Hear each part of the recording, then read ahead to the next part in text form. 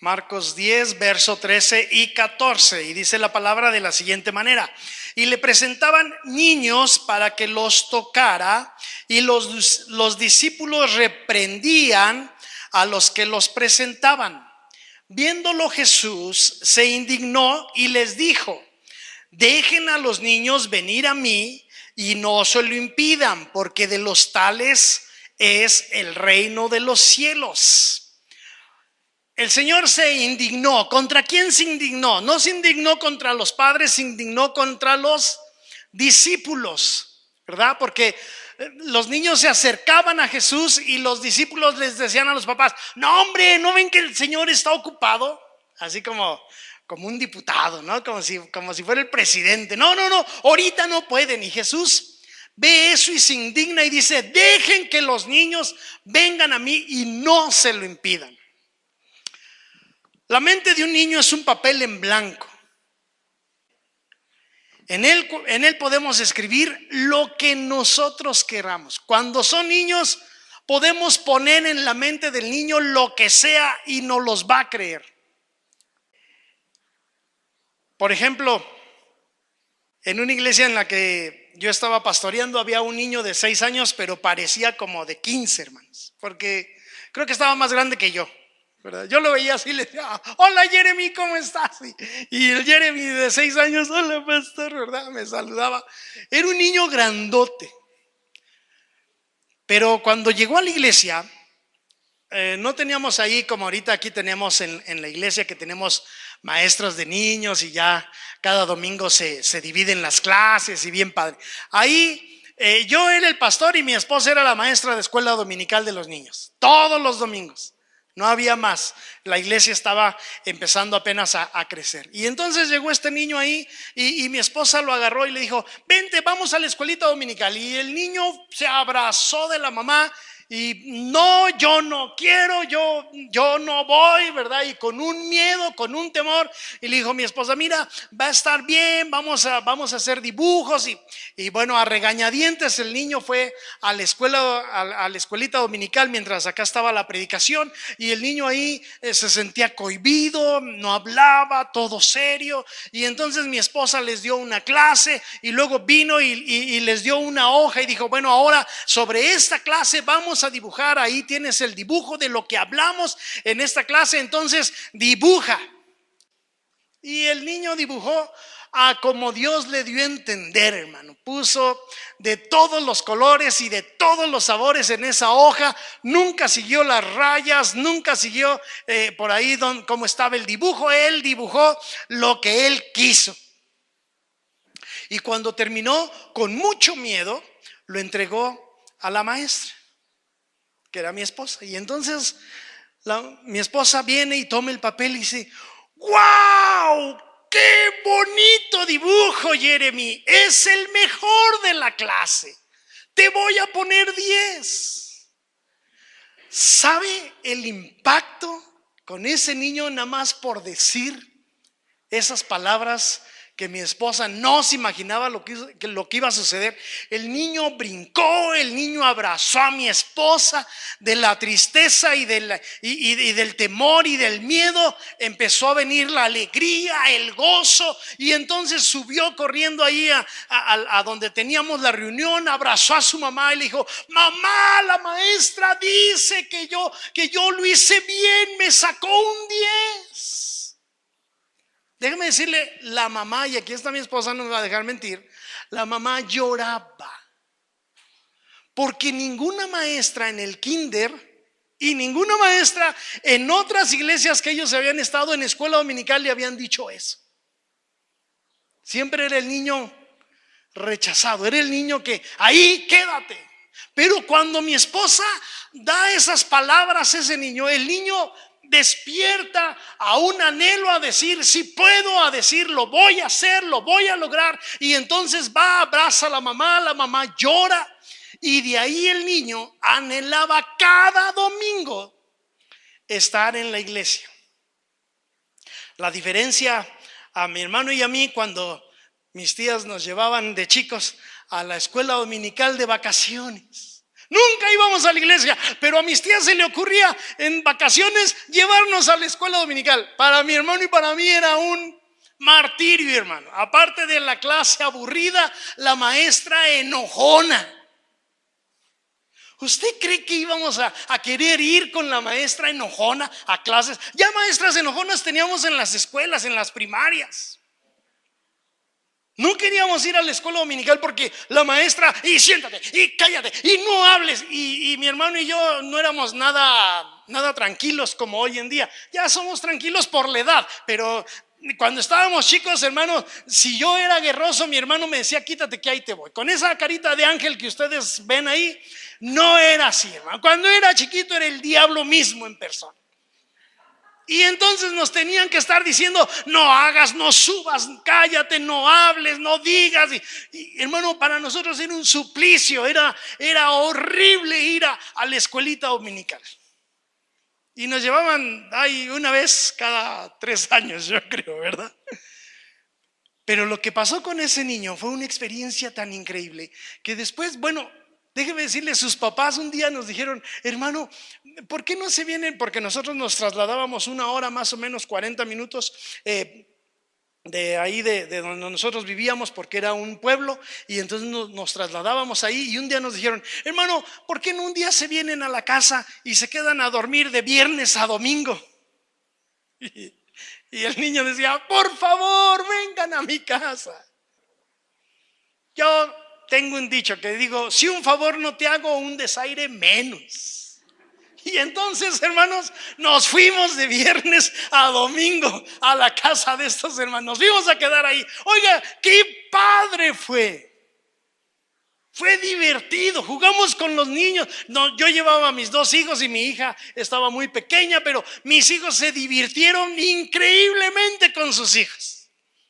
Y nosotros nos la pasamos, pero a todo dar de viernes a domingo, solamente por esa acción. Esa acción prendió la chispa en el niño. Otro ejemplo que te voy a dar es que en esta semana estaba viendo unos videos de unas personas que entran a Walmart o a Aurrerá o a la tienda que tú gustes y entran a robar. ¿Tú los has visto? ¿O has sabido de ellos? Hermanos, escúchame, se meten, son personas así delgaditas como yo. Y entonces, hermano, se empiezan a poner un montón de cosas y salen unas personas, pero triple ancho. Pero no porque engordaron en el momento de entrar a Walmart, sino porque ya llevaban un montón de cosas aquí en las cosas. Llevan champús, llevan cervezas, llevan vino, llevan cosas celulares y no sé cuántas cosas ya llevan ahí robadas, y algunos los agarran. Pero lo más triste que vi en esos videos es que ocuparon a dos niños. Los llevaban en el carrito de ahí del Walmart. Una niña iba en el asiento aquí donde pones a los niños y el otro iba sentado en la parte de enfrente. Y ahí llevaban a los niños y dije, ay, qué niños tan gorditos, tan simpáticos. No, les empezaron a sacar las cosas. Los niños eran unas cosas bien flaquitas, pero les empezaron a sacar cigarros, botellas. Y ¿sabe algo? Cuando llegaron los policías y empezaron a sacarles ahí las cosas, se estaba grabando y los niños estaban llorando. Primero, ya traumaron al niño. Y segundo, ya le están enseñando a cómo robar, cómo agarrar las cosas fácilmente. ¿Qué podemos enseñar a nuestros hijos? ¿Qué podemos dar a nuestros hijos? Quiero que vayas conmigo, por favor, al libro de Josué, capítulo 2, el verso 10. Solamente vamos a leer ahí el verso 10. Y mientras tú lo lees, yo te quiero ir contando la historia. Ahí en el libro de Jueces, el Josué, que fue el que quedó en lugar de Moisés, metió al pueblo en la tierra prometida, pero Josué murió, y entonces murió de 110 años, ¿verdad? Y lo sepultaron. Y luego mira lo que dice el verso 10. Y toda aquella generación fue reunida a sus padres. O sea, la generación de Josué. La generación de José fue reunida a sus padres. Y se levantó, escucha bien esto, y se levantó después de ellos otra generación que no conocía, una generación que no conocía a Jehová, ni la obra que él había hecho por Israel. Una generación que no conoció a Dios es primero por falta de interés en los padres de buscar a Dios personalmente y de transmitirlo a su hijo. La culpa no fue esa generación, la culpa fue la generación pasada que no enseñó, que no ministró, que no atendió para darle consejo, para darle entendimiento a sus hijos de quién era Dios. Después de la muerte de José se fueron olvidando de Dios y esa misma generación se fue acabando hasta que una generación nueva no conoció a Dios. Esto puede pasar en nuestras familias. Si nosotros no conocemos a Dios, nosotros no vamos a transmitir a Dios a nuestros hijos. Y nuestros hijos se pueden perder, nuestros hijos pueden olvidarse, nuestros hijos pueden ya no seguir el camino de Dios. Y si ya no siguen el camino de Dios, no siguen el camino de la bendición. Pueden escuchar de oídas, pero no amarlo y no seguirlo por nuestra necedad, por nuestra falta. Y hoy te quiero enseñar 3 maneras para que nuestros hijos vengan y permanezcan en el camino del Señor. ¿Quieres escucharla? El primer consejo, acuérdate, son consejos. Número 1, enseñanza. Debemos enseñar. Yo como papá y como mamá debo enseñar a mi hijo a leer la Biblia, debo enseñarles a orar, debo enseñarles a ofrendar, debo enseñarles a alabar a Dios, debo enseñarle a adorar a Dios. Es mi responsabilidad, no es responsabilidad de la escuela dominical, no es responsabilidad de la maestra enseñarle. Aquí nada más se viene a reforzar, como tú vienes a reforzar lo que ya leíste en la semana, como tú vienes a reforzar lo que ya alabaste y adoraste. ¿Me explico? Entonces ahora tú tienes que reforzar a tu hijo, tú tienes que darle, y aquí lo refuerzan.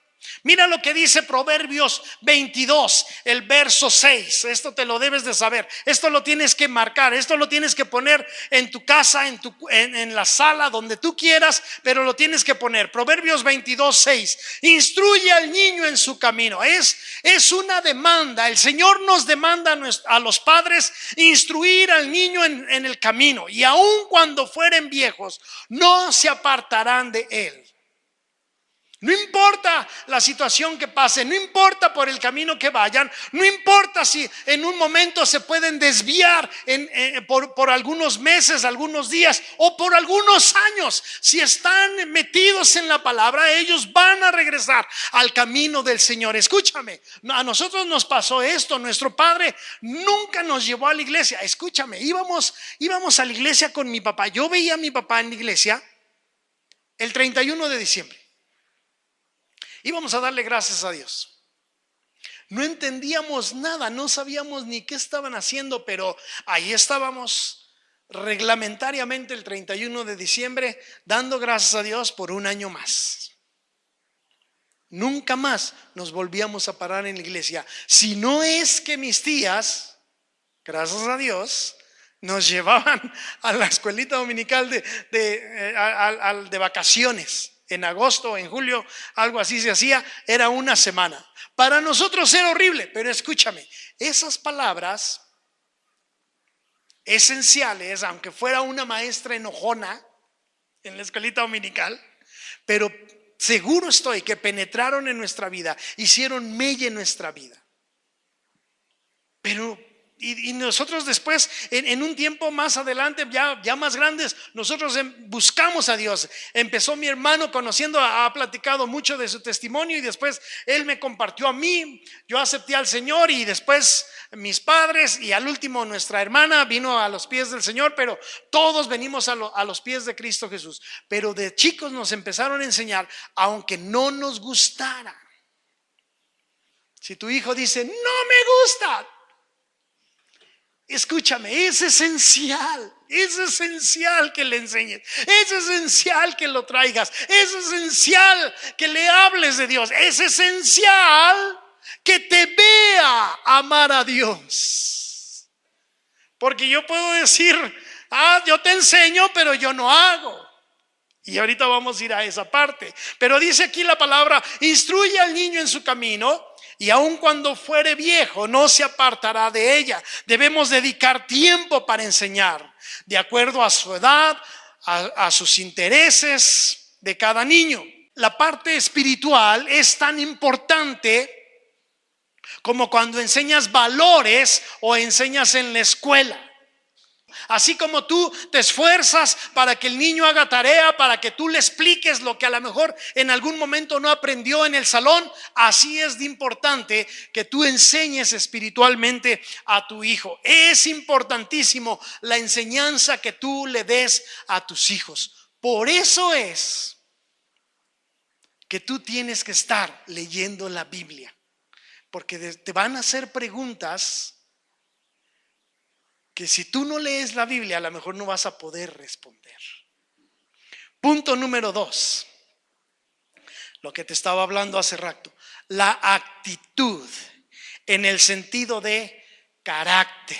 Debemos de tener actitud, pero en el sentido de carácter. Si usted se acuerda, en Gálatas 5, 22 y 23 dice que los frutos del Espíritu son amor, gozo, paz, paciencia, benignidad, bondad, fidelidad, mansedumbre, templanza. Y luego dice al final del versículo 23, contra tales cosas no hay ley. Tú debes de tener un carácter formado por Dios, formado por el Espíritu Santo con estos frutos. El fruto es importante en tu vida. No lo pidas en tu familia si tú no lo tienes. Tú tienes que tener amor, gozo, paz, paciencia, benignidad, bondad, fidelidad. Tú lo debes de tener para después mostrarlo a tu familia. Te quiero leer o quiero contarte una historia y quiero que vayas conmigo, por favor, en Primera de Samuel, capítulo 25. Te voy a contar una historia, solamente vamos a ver 3 versículos, pero yo te quiero ir contando la historia de qué es lo que pasa en este capítulo. Vemos que Samuel, si empezamos en el versículo 1, pero no lo vamos a ver, yo ahorita te digo, tú ponme atención acá. Vemos que Samuel muere y David entonces se fue al desierto, estaba huyendo, se fue al desierto de Parán. En Maón había un hombre rico que se llamaba Nabal y su esposa Abigail. Nabal significa insensatez. Cuidado con los nombres que pones con tus hijos. No creo que te guste el nombre de Nabal para tu hijo. Ay, se oye como de Naval, ¿verdad? Como del ejército. No, cuidado. Primero ve lo que significa. Significa insensatez. ¿Y qué es la insensatez? Es falta de un buen juicio. Es falta de prudencia. Es falta de madurez antes de actuar. Eso significa insensatez. O sea que Nabal era un hombre que no era prudente. Nabal era un hombre que no era maduro cuando tenía que actuar. Eso era Nabal. Entonces entramos al verso 3. Quiero que pongas tus ojos en el verso 3. Y dice, y aquel varón se llamaba Nabal y su mujer Abigail. Era ella mujer de buen entendimiento y de hermosa apariencia, pero el hombre era duro y de malas obras y era del linaje de Caleb.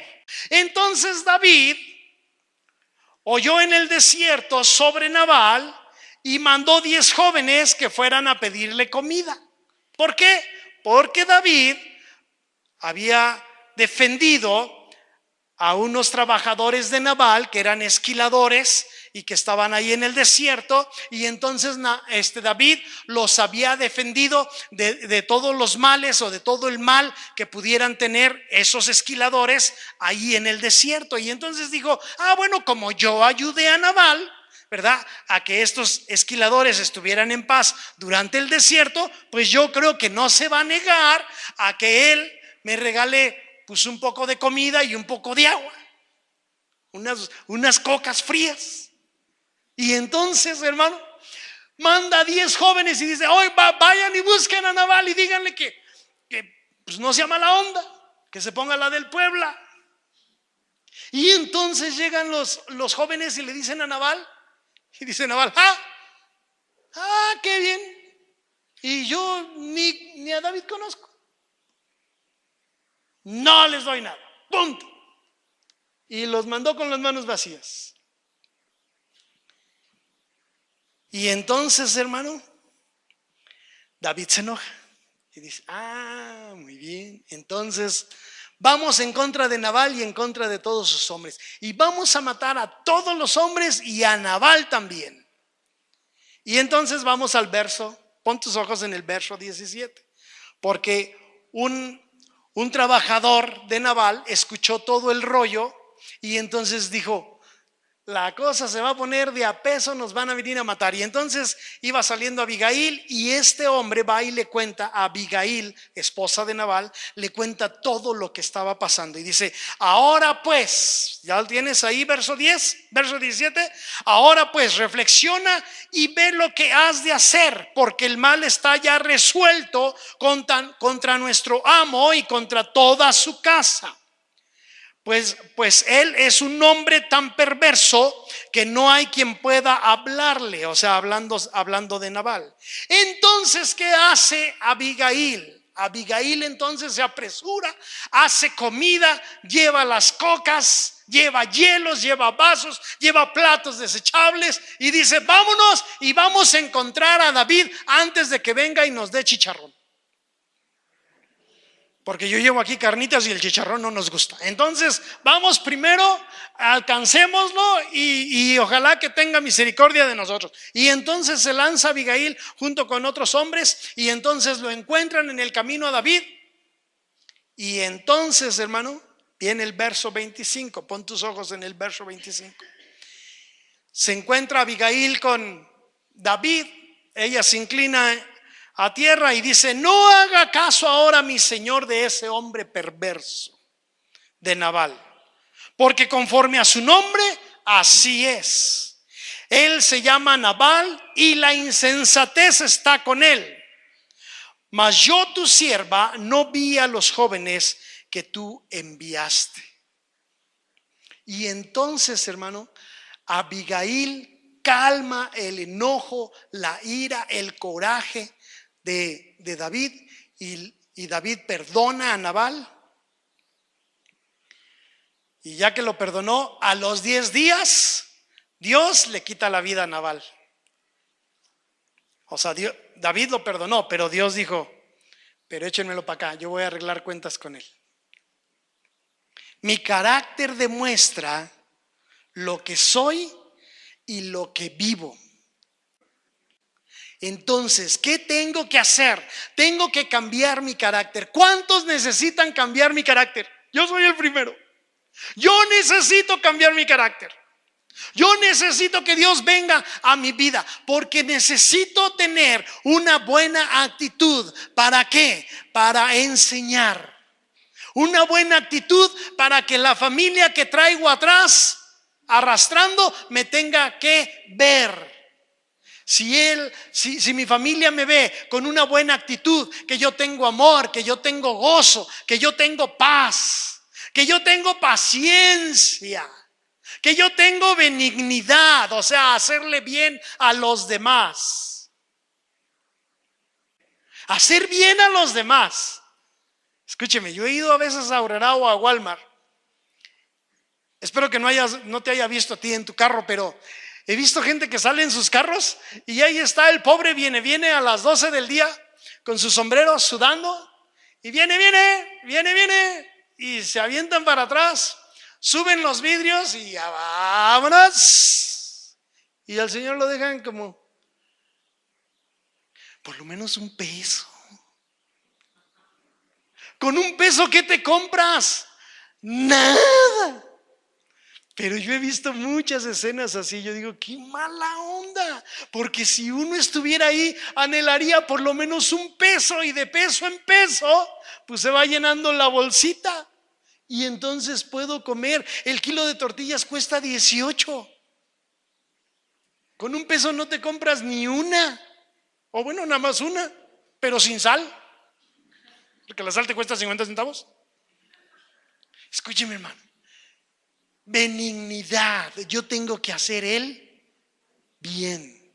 Haz el bien sin mirar a... sí se la saben. Sí se la saben. Entonces, esa clase de cosas necesito en mi vida. Esa clase de carácter necesito en mi persona.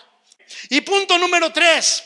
Tengo que dar. Y esto es el más, yo creo que el más importante, porque los dos se complementan con este tercero. Tengo que dar ejemplo. ¿Me escuchó bien? ¿Sí soy yo? Tengo que dar ejemplo. Si soy mentiroso, si soy borracho, si tengo un amante, si digo groserías, pues ya no estoy dando ejemplo. No, usted no diga groserías, usted. ¿Y tú por qué si las dices? Porque yo soy el papá. No, escúchame, yo tengo que dar ejemplo. Yo tengo que dar ejemplo. Yo no puedo, dile a la señora de Oriflame que no estoy. No, espérame, ya estás mintiendo. No, ya estás mintiendo. ¿Qué dice Tito? Capítulo 2, verso 7 y 8. Presentándote tú en todo como ejemplo. ¿De qué? De malas obras. ¿Sí? Presentándote tú en todo como ejemplo de buenas obras. En la enseñanza mostrando integridad y seriedad.